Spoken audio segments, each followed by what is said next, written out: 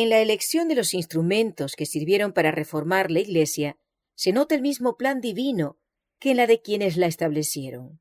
El Maestro Celestial pasó por alto a los grandes de la tierra, a los hombres que gozaban de reputación y de riquezas y estaban acostumbrados a recibir alabanzas y homenajes como caudillos del pueblo. Eran tan orgullosos y tenían tanta confianza en la superioridad de que se jactaban, que no hubieran podido amoldarse a simpatizar con sus semejantes, ni convertirse en colaboradores del humilde Nazareno. Fue a los indoctos y rudos pescadores de Galilea, a quienes dirigió él su llamamiento. Venid en pos de mí, y os haré pescadores de hombres. Estos sí que eran humildes y dóciles.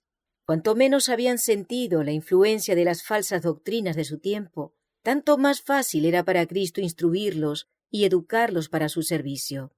Otro tanto sucedió cuando la Reforma. Los principales reformadores eran hombres de humilde condición y más ajenos que sus coetáneos a todo sentimiento de orgullo, de casta, así como a la influencia del fanatismo clerical. El plan de Dios es valerse de instrumentos humildes para la realización de grandes fines. La gloria no se tributa entonces a los hombres, sino a aquel que obra por medio de ellos el querer y el hacer según su buena voluntad. Pocas semanas después que naciera Lutero en la cabaña de un minero de Sajonia, nació Ulrico Zwinglio, en la choza de un pastor de los Alpes. Las circunstancias de que Zwinglio se vio rodeado en su niñez y su primera educación contribuyeron a prepararlo para su futura misión.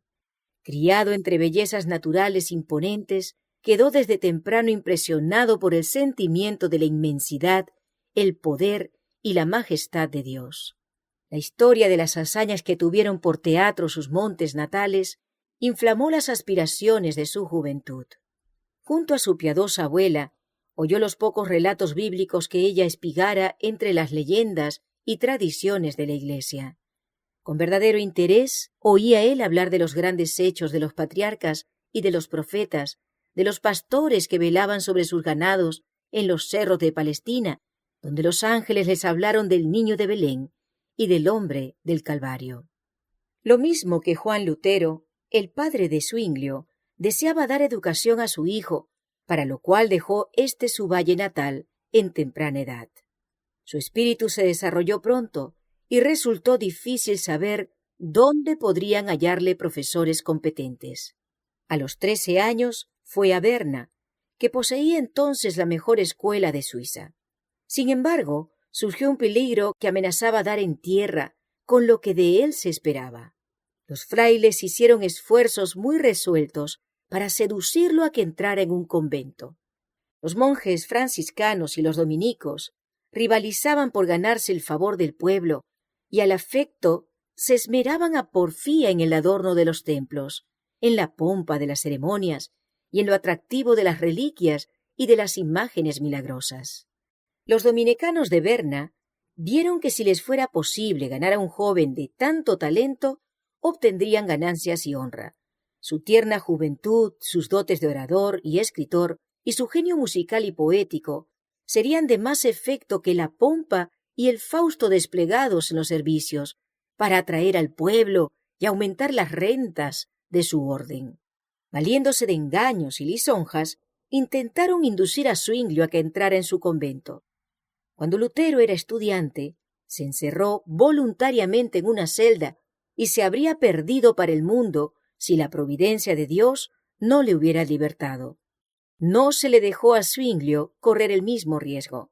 Supo, providencialmente su padre, cuáles eran los designios de los frailes, y como no tenía intención de que su hijo siguiera la vida indigna y holgazana de los monjes, vio que su utilidad para el porvenir estaba en inminente peligro y le ordenó que regresara a su casa sin demora. El mandato fue obedecido, pero el joven no podía sentirse contento por mucho tiempo en su valle natal, y pronto volvió a sus estudios, yéndose a establecer después de algún tiempo en Basilia. En esta ciudad fue donde Zwinglio oyó por primera vez el Evangelio de la gracia de Dios. Wittenbach, profesor de idiomas antiguos, había sido llevado, en su estudio del griego y del hebreo, al conocimiento de las Sagradas Escrituras, y por su medio la luz divina esparcía sus rayos en las mentes de los estudiantes que recibían de él enseñanza. Declaraba el catedrático que había una verdad más antigua y de valor infinitamente más grande que las teorías enseñadas por los filósofos y los escolásticos. Esta antigua verdad consistía en que la muerte de Cristo era el único rescate del pecador. Estas palabras fueron para Zwinglio como el primer rayo de luz que alumbra al amanecer. Pronto fue llamado Zwinglio de Basilia para entrar en la que iba a ser la obra de su vida. Su primer campo de acción fue una parroquia alpina no muy distante de su valle natal. Habiendo recibido las órdenes sacerdotales, se aplicó con ardor a investigar la verdad divina, porque estaba bien enterado, dice un reformador de su tiempo, de cuánto deben saber aquellos a quienes les está confiado el cuidado del rebaño del Señor. A medida que escudriñaba las Escrituras, más claro le resultaba el contraste entre las verdades en ellas encerradas y las herejías de Roma. Se sometía a la Biblia y la reconocía como la palabra de Dios y única regla suficiente e infalible. Veía que ella debía ser su propio intérprete. No se atrevía a tratar de explicar las Sagradas Escrituras para sostener una teoría o doctrina preconcebida, sino que consideraba su deber aprender lo que ellas enseñan directamente y de un modo evidente. Procuraba valerse de toda ayuda posible para obtener un conocimiento correcto y pleno de sus enseñanzas, e invocaba al Espíritu Santo, el cual, declaraba él, quería revelar la verdad a todos los que la investigasen con sinceridad y en oración. Las Escrituras, decía Zwinglio, vienen de Dios, no del hombre, y ese mismo Dios que brilla en ellas te dará a entender que las palabras son de Dios. La palabra de Dios no puede errar. Es brillante, se explica a sí misma, se descubre, ilumina el alma con toda salvación y gracia, la consuela en Dios y la humilla hasta que se anonada, se niega a sí misma y se acoge a Dios. Zwinglio mismo había experimentado la verdad de estas palabras. Hablando de ello, escribió lo siguiente: cuando comencé a consagrarme enteramente a las Sagradas Escrituras, la filosofía y la teología escolástica me suscitaban objeciones sin número, y al fin resolví dejar a un lado todas estas quimeras y aprender las enseñanzas de Dios en toda su pureza, tomándolas de su preciosa palabra. Desde entonces pedí a Dios luz, y las Escrituras llegaron a ser mucho más claras para mí. Zwinglio no había recibido de Lutero la doctrina que predicaba, era la doctrina de Cristo. Si Lutero predica a Jesucristo, decía el reformador suizo, hace lo que yo hago. Los que por su medio han llegado al conocimiento de Jesucristo son más que los conducidos por mí. Pero no importa, yo no quiero llevar otro nombre que el de Jesucristo, de quien soy soldado, y no reconozco otro jefe. No he escrito una sola palabra a Lutero, ni Lutero a mí. ¿Y por qué? Pues para que se viese de qué modo el Espíritu de Dios está de acuerdo consigo mismo, ya que sin acuerdo previo enseñamos con tanta uniformidad la doctrina de Jesucristo. En 1516 fue llamado Zwinglio a predicar regularmente en el convento de Einsiedeln, donde iba a ver más de cerca las corrupciones de Roma y donde iba a ejercer como reformador una influencia que se dejaría sentir más allá de sus Alpes natales. Entre los principales atractivos de Einsiedeln había una virgen de la que se decía que estaba dotada del poder de hacer milagros. Sobre la puerta de la abadía estaba grabada esta inscripción: aquí se consigue plena remisión de todos los pecados. En todo tiempo acudían peregrinos a visitar el santuario de la Virgen, pero en el día de la gran fiesta anual de su consagración venían multitudes de toda Suiza y hasta de Francia y Alemania. Zwinglio, muy afligido al ver estas cosas, aprovechó la oportunidad para proclamar la libertad por medio del Evangelio a aquellas almas esclavas de la superstición. No penséis, decía, que Dios esté en este templo de un modo más especial que en cualquier otro lugar de la creación. Sea la que fuere la comarca que vosotros habitáis, Dios os rodea y os oye. ¿Será acaso con obras muertas, largas peregrinaciones, ofrendas, imágenes, la invocación de la Virgen o de los santos, con lo que alcanzaréis la gracia de Dios? ¿De qué sirve el conjunto de palabras de que formamos nuestras oraciones? ¿Qué eficacia tienen la rica capucha del fraile, la cabeza rapada, hábito largo y bien ajustado, y las zapatillas bordadas de oro? Al corazón es a lo que Dios mira, y nuestro corazón está lejos de Dios. Cristo, añadía, que se ofreció una vez en la cruz, es la hostia y la víctima que satisfizo eternamente a Dios por los pecados de todos los fieles. Muchos de los que le oían recibían con desagrado estas enseñanzas. Era para ellos un amargo desengaño saber que su penoso viaje era absolutamente inútil. No podían comprender el perdón que se les ofrecía de gracia por medio de Cristo. Estaban conformes con el antiguo camino del cielo que Roma les había marcado. Rehuían la perplejidad de buscar algo mejor. Era más fácil confiar la salvación de sus almas a los sacerdotes y al Papa que buscar la pureza de corazón. Otros, en cambio, recibieron con alegría las nuevas de la redención por Cristo. Las observancias establecidas por Roma no habían infundido paz a su alma, y llenos de fe, aceptaban la sangre del Salvador en propiciación por sus pecados. Estos regresaron a sus hogares para revelar a otros la luz preciosa que habían recibido. Así fue llevada la verdad de aldea en aldea, de pueblo en pueblo, y el número de peregrinos que iban al santuario de la Virgen disminuyó notablemente. Menguaron las ofrendas, y en consecuencia la prebenda de Zwinglio menguó también, porque de aquella sacaba su subsistencia. Pero sentíase feliz al ver quebrantarse el poder del fanatismo y de la superstición. Las autoridades de la Iglesia no ignoraban la obra que Zwinglio estaba realizando, pero en aquel momento no pensaron intervenir. Abrigaban todavía la esperanza de ganarlo para su causa y se esforzaron en conseguirlo por medio de agasajos. Entretanto, la verdad fue ganando terreno y extendiéndose en los corazones del pueblo. Los trabajos de Zwinglio en Einsiedeln le prepararon para una esfera de acción más amplia, en la cual pronto iba a entrar. Pasados 3 años, fue llamado a desempeñar el cargo de predicador en la catedral de Zúrich. Era esta ciudad en aquel entonces la más importante de la Confederación Suiza, y la influencia que el predicador pudiera ejercer en ella debía tener un radio más extenso. Pero los eclesiásticos que le habían llamado a Zúrich, deseosos de evitar sus innovaciones, procedieron a darle instrucciones acerca de sus deberes.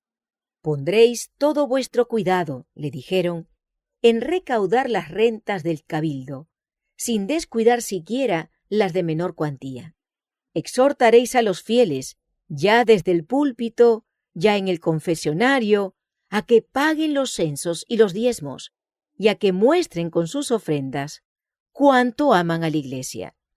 Procuraréis multiplicar las rentas procedentes de los enfermos, de las misas y, en general, de todo acto eclesiástico.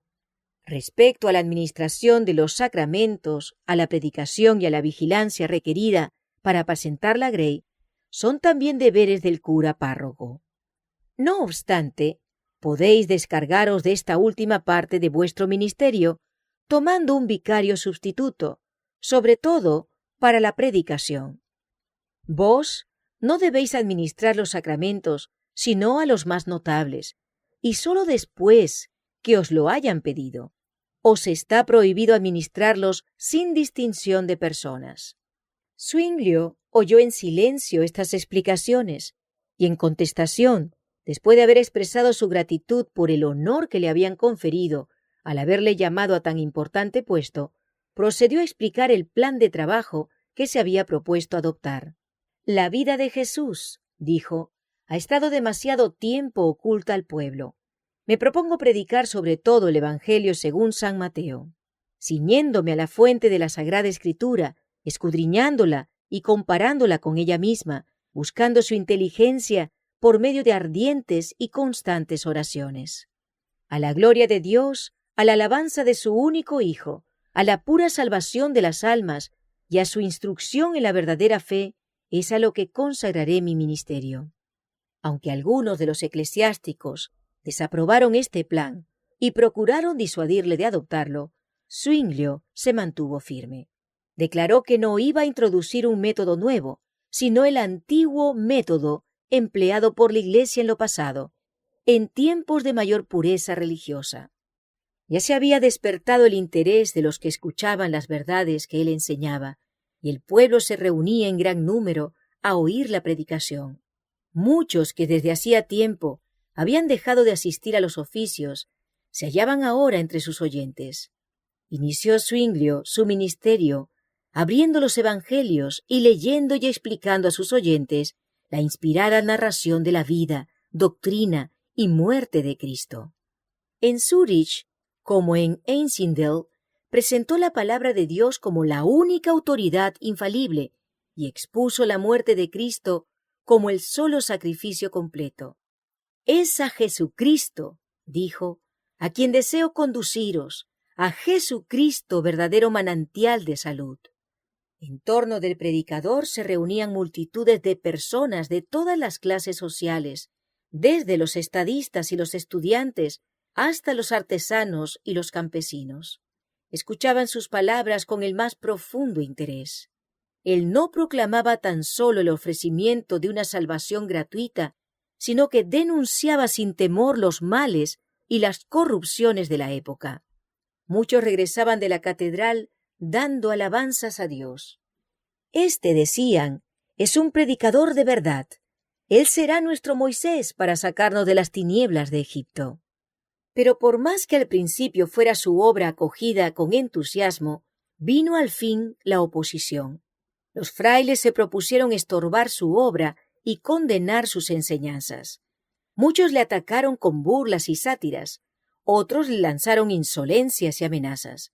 Empero Zwinglio todo lo soportaba con paciencia, diciendo: si queremos convertir a Jesucristo a los malos, es menester cerrar los ojos a muchas cosas. Por aquel tiempo, un nuevo agente vino a dar impulso a la obra de la Reforma. Un amigo de ésta mandó a Zúrich a un tal Luciano, que llevaba consigo varios de los escritos de Lutero. Este amigo, residente en Basilia, había pensado que la venta de estos libros sería un poderoso auxiliar para la difusión de la luz. «Averiguad», dijo a Zwinglio en una carta, «si Luciano posee bastante prudencia y habilidad. Si así es, mandadle de villa en villa, de lugar en lugar, y aun de casa en casa entre los suizos, con los escritos de Lutero, y en particular con la exposición de la oración dominical escrita para los seglares. Cuanto más conocidos sean, tanto más compradores hallarán». De este modo se esparcieron los rayos de luz.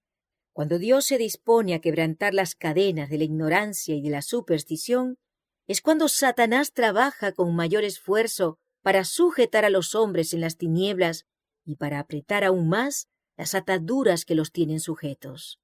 A medida que se levantaban en diferentes partes del país hombres que presentaban al pueblo el perdón y la justificación por medio de la sangre de Cristo, Roma procedía con nueva energía a abrir su comercio por toda la cristiandad, ofreciendo el perdón a cambio de dinero.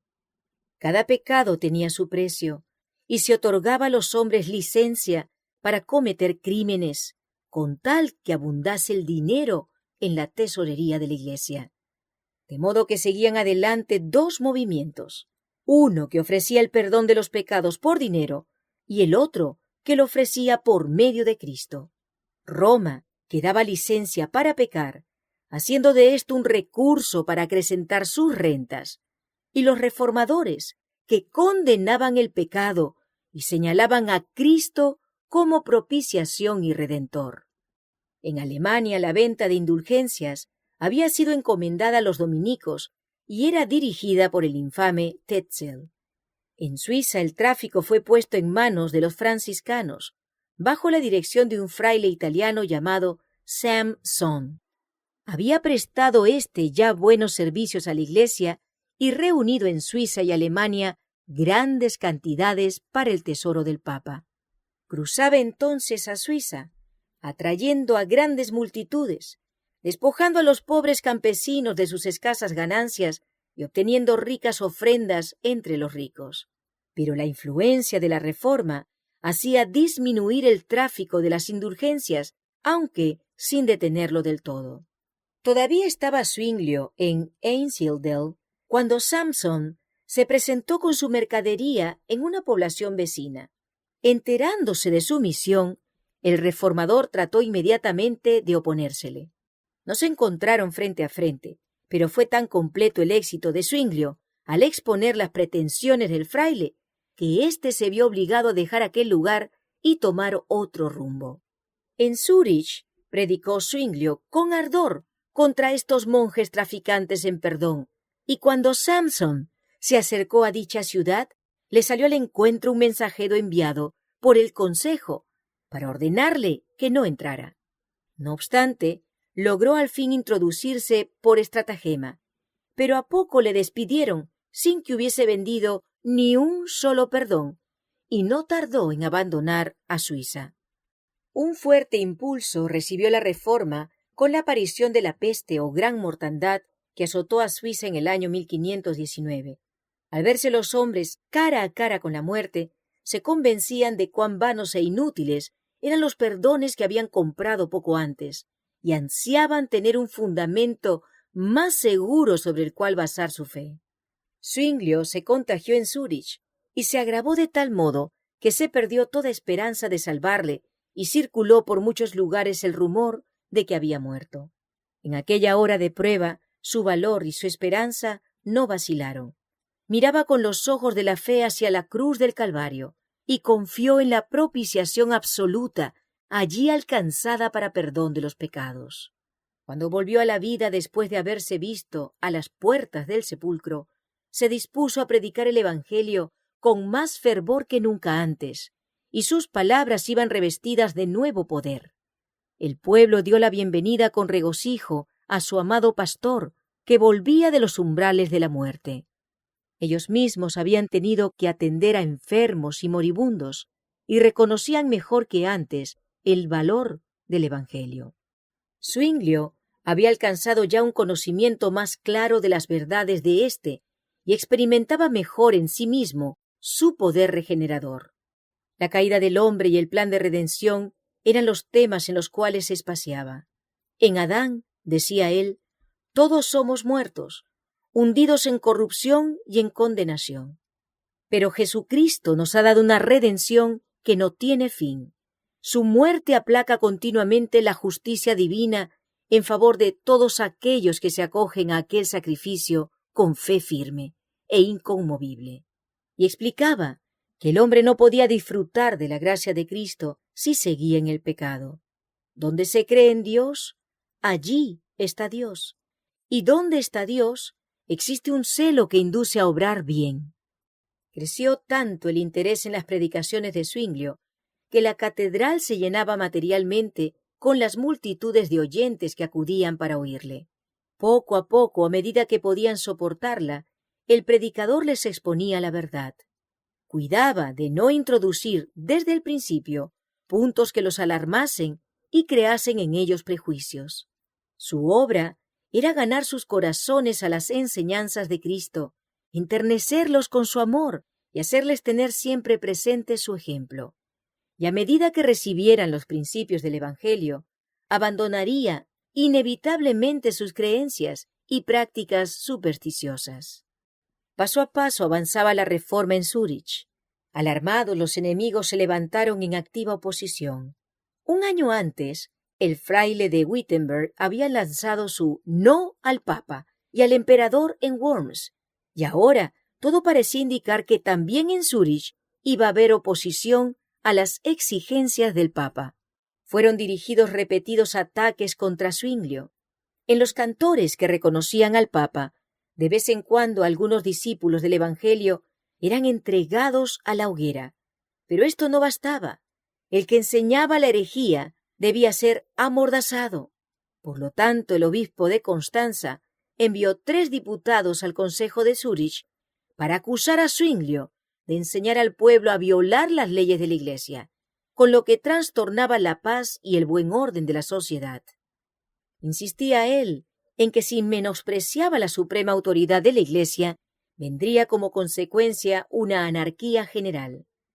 Zwinglio replicó que por 4 años había estado predicando el Evangelio en Zúrich y que la ciudad estaba más tranquila que cualquier otra ciudad de la Confederación. Preguntó, ¿no es por tanto el cristianismo la mejor salvaguardia para la seguridad general?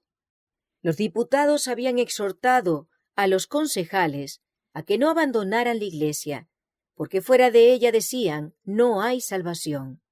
Zwinglio replicó, que esta acusación no os conmueva. El fundamento de la Iglesia es aquella piedra de Jesucristo, cuyo nombre dio a Pedro por haberle confesado fielmente. En toda nación, el que cree de corazón en el Señor Jesús se salva. Fuera de esta Iglesia, y no de la de Roma, es donde nadie puede salvarse. Como resultado de la conferencia, uno de los diputados del obispo se convirtió a la fe reformada. El consejo se abstuvo de proceder contra Zwinglio, y Roma se preparó para un nuevo ataque. Cuando el reformador se vio amenazado por los planes de sus enemigos, exclamó, «¡Que vengan contra mí! Yo los temo lo mismo que un peñasco escarpado teme las olas que se estrellan a sus pies».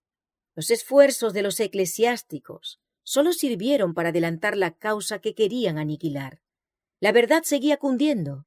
En Alemania, los adherentes abatidos por la desaparición inexplicable de Lutero cobraron nuevo aliento al notar los progresos del Evangelio en Suiza. A medida que la reforma se fue afianzando en Zúrich, se vieron más claramente sus frutos en la supresión del vicio y en el dominio del orden y de la armonía. «La paz tiene su habitación en nuestro pueblo», escribía Zwinglio. «No hay disputas, ni hipocresías, ni envidias, ni escándalos.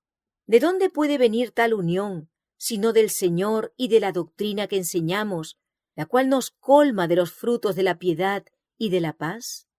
Las victorias obtenidas por la Reforma indujeron a los romanistas a hacer esfuerzos más resueltos para dominarla. Viendo cuán poco habían logrado con la persecución para suprimir la obra de Lutero en Alemania, decidieron atacar a la Reforma con sus mismas armas. Sostendrían una discusión con Zwinglio y, encargándose de los asuntos, se asegurarían el triunfo al elegir no solo el lugar en que se llevaría a efecto el acto, sino también los jueces que decidirían de parte de quién estaba la verdad. Si lograban por una vez tener a Zwinglio en su poder, tendrían mucho cuidado de que no se les escapase. Una vez acallado el jefe, todo el movimiento sería pronto aplastado. Este plan, por supuesto, se mantuvo en la mayor reserva. El punto señalado para el debate fue Baden, pero Zwinglio no concurrió. El Consejo de Zúrich, sospechando los designios de los papistas y advertido del peligro por las horrendas piras que habían sido encendidas ya en los cantores papistas para los confesores del Evangelio, no permitió que su pastor se expusiera a este peligro. En Zúrich estaba siempre listo para recibir a todos los partidarios de Roma que ésta pudiera enviar. Pero ir a Baden, donde poco antes se había derramado la sangre de los martirizados por causa de la verdad, era lo mismo que exponerse a una muerte segura. Ecolampadio y Haller fueron elegidos para representar a los reformadores, en tanto que el famoso doctor Eck, sostenido por un ejército de sabios doctores y prelados, era el campeón de Roma. Aunque Zwinglio no estaba presente en aquella conferencia, ejerció su influencia en ella. Los secretarios todos fueron elegidos por los papistas, y a todos los demás se les prohibió que sacasen apuntes, so pena de muerte. A pesar de esto, Zwinglio recibía cada día un relato fiel de cuanto se decía en Baden. Un estudiante que asistía al debate escribía todas las tardes cuantos argumentos habían sido presentados, y otros 2 estudiantes se encargaban de llevar a Zuinglio estos papeles, juntamente con cartas de Ecolampadio. El reformador contestaba dando consejos y proponiendo ideas. Escribía sus cartas durante la noche y por la mañana los estudiantes regresaban con ellas a Baden. Para burlar la vigilancia de la guardia en las puertas de la ciudad, estos mensajeros llevaban en la cabeza sendos canastos con aves de corral, de modo que se les dejaba entrar sin inconveniente alguno. Así sostuvo Zuinglio la batalla contra sus astutos antagonistas. «Ha trabajado más», decía Miconius, meditando y desvelándose, y transmitiendo sus opiniones a Baden, de lo que hubiera hecho disputando en medio de sus enemigos. Los romanistas, engreídos con el triunfo que esperaban por anticipado, habían llegado a Baden luciendo sus más ricas vestiduras y brillantes joyas. Se regalaban a cuerpo de rey, cubrían sus mesas con las viandas más preciadas y delicadas y con los vinos más selectos. Aliviaban la carga de sus obligaciones eclesiásticas con banqueteos y regocijos. Los reformadores presentaban un pronunciado contraste, y el pueblo los miraba casi como una compañía de pordioseros, cuyas comidas frugales los detenían muy poco frente a la mesa. El mesonero de Ecolampadio, que tenía ocasión de espiarlo en su habitación, le veía siempre ocupado en el estudio o en la oración, y declaró admirado que el hereje era muy piadoso. En la conferencia, Eck subía orgullosamente a un púlpito soberbiamente decorado, en tanto que el humilde Ecolampadio, pobremente vestido, estaba obligado a sentarse frente a su adversario en tosca plataforma. La voz estentórea de aquel y la seguridad de que se sentía poseído nunca le abandonaron. Su celo era estimulado tanto por la esperanza del oro como por la de la fama, porque el defensor de la fe iba a ser recompensado con una hermosa cantidad. A falta de mejores argumentos, recurría a insultos y aún blasfemias. Ecolampadio, modesto y desconfiado de sí mismo, había rehuido el combate, y entró en él con esta solemne declaración: «No reconozco otra norma de juicio que la palabra de Dios». Si bien de carácter manso y de modales corteses, demostró capacidad y entereza, en tanto que los romanistas, según su costumbre, apelaban a las tradiciones de la Iglesia. El reformador se adhería firmemente a las Escrituras. En nuestra Suiza, dijo, las tradiciones carecen de fuerza, a no ser que estén de acuerdo con la Constitución. Y en asuntos de fe, la Biblia es nuestra única Constitución. El contraste entre ambos contendientes no dejó de tener su efecto. La serena e inteligente argumentación del reformador, el cual se expresaba con tan noble mansedumbre y modestia, impresionó a los que veían con desagrado las orgullosas pretensiones de Eck. El debate se prolongó durante 18 días.